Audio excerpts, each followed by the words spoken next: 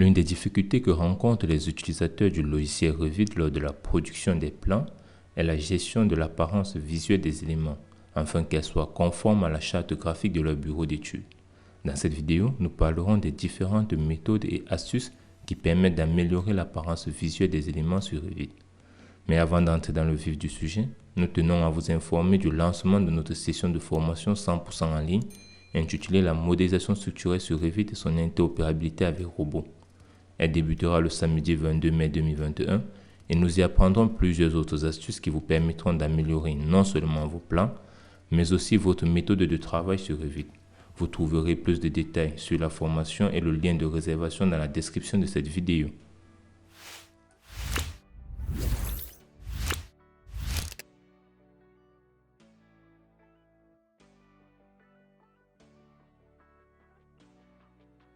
Pour ce tutoriel, nous allons déjà réaliser des axes. On va faire GR. Et lorsqu'on fait GR, on va par exemple mettre des axes à ce niveau.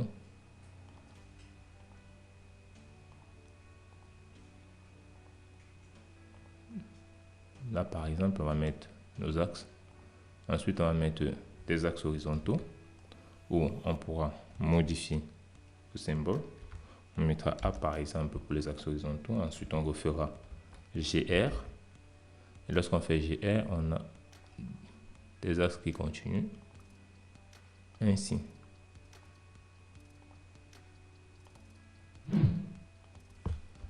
Ensuite, nous allons aller dans structure, on va prendre mur. Et lorsqu'on prend mur, on se rassure qu'on va vers le haut. On va par exemple dessiner un voile de la sorte. On prendra juste c'est un modèle. Donc on va mettre nos voiles de la sorte. Ensuite, on va par exemple disposer des poteaux. On va faire CL pour le raccourci clavier. Et là, on va choisir des poteaux béton. Où on va prendre des poteaux de 20 par 60. 20 par 60. On valide. On va mettre virgule 2 et virgule 6.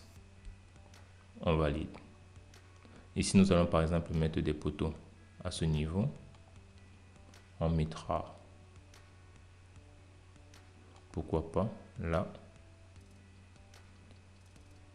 Et on va s'arrêter par exemple avec les poteaux aussi à ce niveau. Nous allons mettre cette fois-ci des poutres. On va prendre des poutres qu'on va disposer. On va faire BM pour les poutres. Et lorsqu'on fait BM, on va prendre des poutres béton qu'on prendra des poutres de 40 par 60 par exemple. 40 par 60 de hauteur. On valide. Une fois qu'on a validé, on va mettre une largeur de 40. Et là, on pourra par exemple disposer nos poutres d'un point à un autre. On pourra faire CTRL Z. Mais avant de disposer la poutre, ce qui fait en sorte qu'on ne peut pas visualiser la poutre parce que nous avons un message qui apparaît qui nous fait comprendre qu'aucun des éléments créés n'est visible dans la vue. C'est normal parce que nous avons le plan de placement de la poutre. Ça doit être au niveau 2 pour être visible. Donc nous allons mettre notre poutre au niveau 2. Ensuite, nous allons par exemple disposer une deuxième poutre ici. On va aller en 3D en faisant Shift D pour supprimer celle que nous avons mis tout en bas. Nous supprimons. Et nous tenons à vous rappeler que Shift D, c'est un raccourci clavier que nous avons paramétré. Et nous avons réalisé une vidéo pour vous permettre de personnaliser vous aussi vos raccourcis clavier. Une fois que l'on a par exemple disposé nos poteaux, on va par exemple aussi disposer des ouvertures en faisant DR pour disposer une porte par exemple. On va mettre une porte à ce niveau. Là, on met une porte et là, par exemple, on voudrait aussi disposer une autre ouverture. Une fois que l'on a disposé et qu'on se rend compte que l'apparence visuelle, par exemple, de nos poutres n'est pas conforme à la charte graphique du bureau ou bien à ce que nous aimerons réaliser comme type de plan, alors il est question pour nous ici de modifier les apparences visuelles des différents éléments. Sur AutoCAD, par exemple, lorsque nous travaillons, nous avons juste à prendre l'option hachure et nous commencerons directement à faire les hachures des différents éléments. Mais dans Revit, la méthode est totalement différente.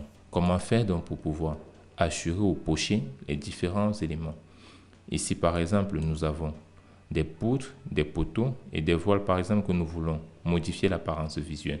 Et pour ce faire, nous avons 3 options pour accéder à l'onglet de visibilité graphisme, parce que c'est à l'intérieur de cet élément que tout va se jouer. Et pour accéder aux visibilités et graphismes, nous avons soit dans la palette de propriétés, nous avons remplacement de visibilité graphisme. On clique sur modifier. Et là, on accède directement à la boîte de dialogue de remplacement de visibilité. Ou alors, nous pouvons utiliser le raccourci clavier VV ou VG. Ça donne le même résultat. Et nous pouvons aussi aller dans l'onglet Vue et nous avons visibilité graphisme. Lorsque nous cliquons dessus, nous arrivons directement dans la boîte de dialogue.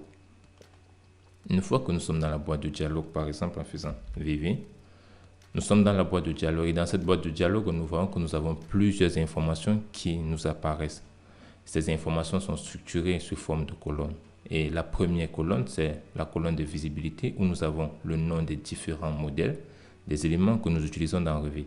Parce qu'il faut le dire, dans Revit, nous faisons juste un assemblage de plusieurs modèles pour avoir notre maquette numérique. Donc, nous avons ici les différents modèles que nous avons dans notre projet. Ensuite, nous avons un groupe de colonnes qui s'appelle projection et surface.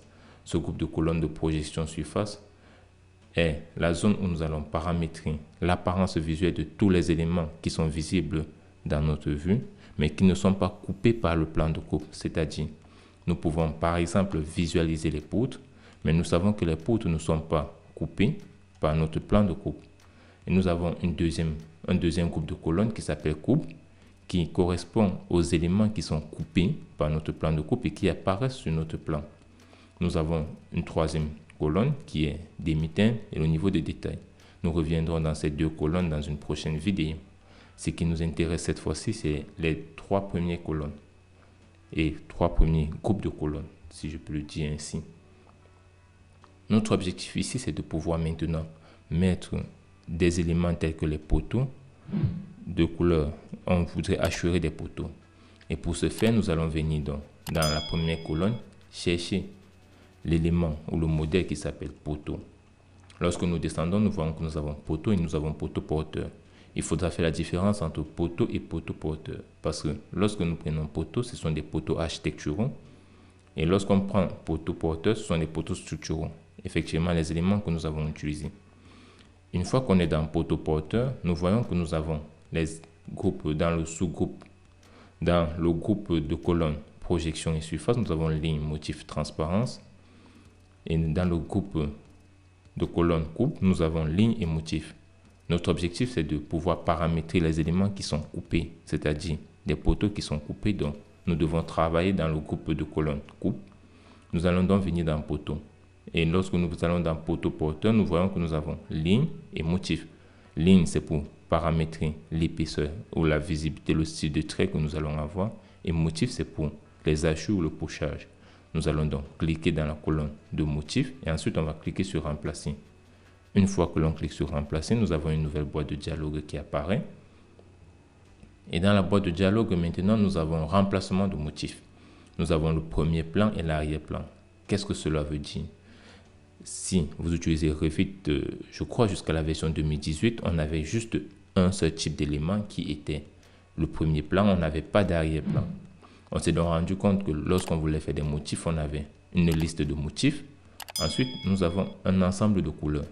Cela permettait déjà de pouvoir réaliser un certain nombre d'hachures, mais on était facilement limité lorsque l'on travaillait parce qu'on se retrouvait avec des hachures limitées et des couleurs limitées. Et pour améliorer ou pour résoudre ce problème, Autodesk a préféré ajouter d'autres éléments qui s'appellent l'arrière-plan. Ceci dit, je peux décider lors de mon hachure que je vais créer une hachure. Je prends par exemple des hachures de forme croisée avec une couleur verte, par exemple au premier plan. Je me dis qu'en arrière-plan, j'aimerais bien avoir des hachures. Ce type d'hachure avec maintenant une couleur rouge par exemple. Ben non, rouge, ça sera assez visible, une couleur verte. On fait OK, ça fait vert, c'est... Ouais, ça peut passer. On fait appliquer Et lorsqu'on fait appliquer, on se rend compte qu'on a maintenant, si on fait OK, on va voir que tous nos poteaux ont un ensemble d'hachures. Mais là, on se rend compte que cet hachure n'est pas intéressant, donc on va revenir dans VV. On va revenir là, on va prendre hachure. On va par exemple se dire qu'ici, on va mettre du sable, mais avec une couleur rouge. On va faire OK et on va faire appliquer.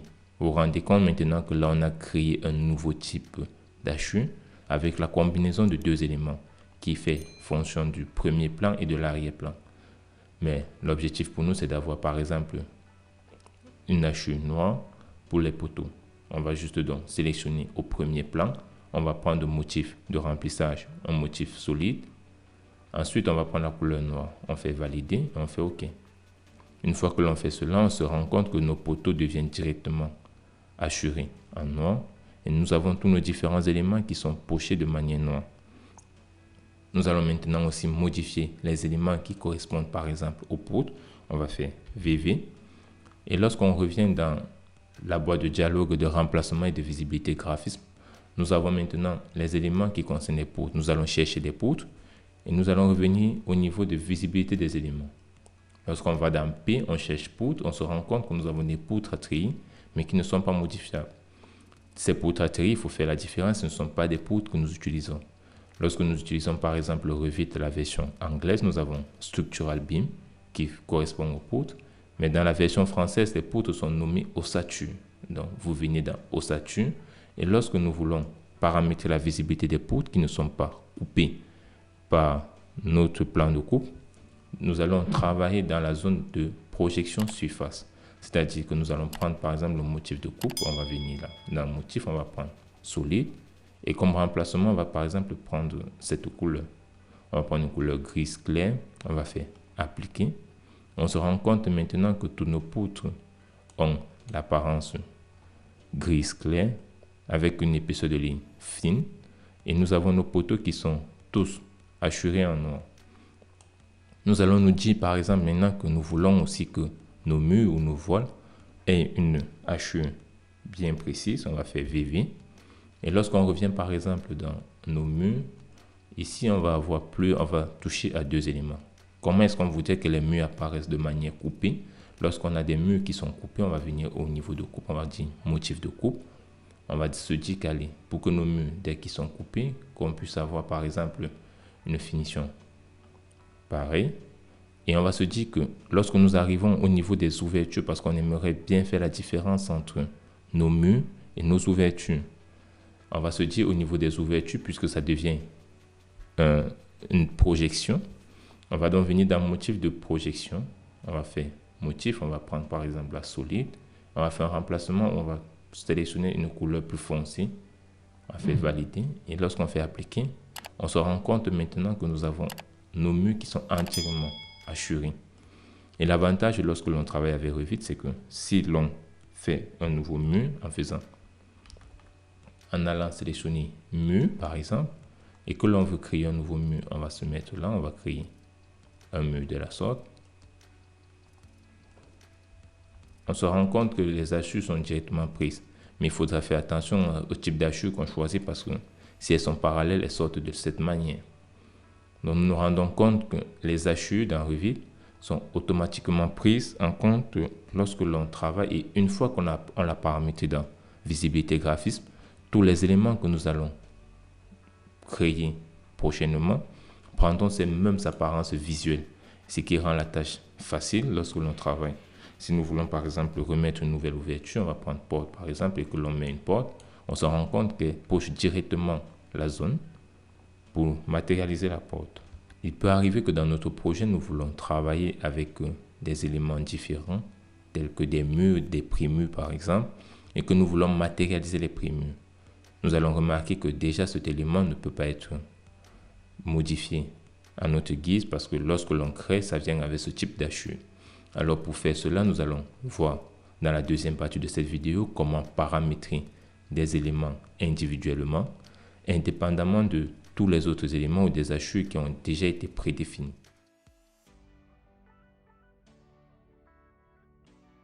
Dans cette deuxième partie de la vidéo, nous allons voir comment hachurer ou bien modifier l'apparence visuelle des éléments individuels sans toutefois modifier l'apparence de tout le groupe. Cela veut dire que si nous voulons par exemple matérialiser ce mur avec une couleur différente pour attirer l'attention, ou bien pour préciser que c'est un autre type de mur, nous allons juste sélectionner le mur. Ensuite, on va faire un clic droit. On va venir au niveau de remplacer les graphismes dans la vue. On va sélectionner par élément. Une fois que l'on sélectionne par élément, nous avons la boîte de dialogue graphisme d'éléments spécifiques à la vue. On va sélectionner cela. On va venir dans motif de projection. On a ligne de projection, motif de surface. Cela ne nous concerne pas. Nous allons donc prendre motif de coupe. Et dans motif de coupe, nous voyons que nous avons déjà nos éléments qui apparaissent. Nous voulons par exemple assurer cette zone en orange pour matérialiser notre élément. Nous allons prendre là, on va prendre par exemple l'orange. Et lorsqu'on fait appliquer, on se rend compte maintenant que nous avons notre élément qui a été assuré. Cela nous permettra par exemple lors de la production des plans de matérialiser cet élément et de faire comprendre que ce type de mur est différent des autres. Nous pouvons faire ainsi pour les différents éléments que nous avons. Nous pouvons le réaliser aussi bien pour les murs, pour les poutres et pour tous les éléments structuraux que nous avons dans notre projet. Dans cette vidéo, nous avons vu comment personnaliser l'apparence visuelle des groupes d'éléments et nous avons aussi vu comment personnaliser l'apparence visuelle des éléments de manière individuelle. Pour apprendre plus d'astuces et de compétences sur Revit, nous vous invitons à la formation que nous organisons le 22 mai 2021. Nous y verrons plusieurs autres astuces qui vous permettront non seulement d'améliorer votre apparence visuelle, mais aussi de booster votre méthode de travail et de comprendre en profondeur le logiciel Revit. Nous vous attendons très nombreux pour cette formation et nous vous donnons rendez-vous dans la prochaine vidéo.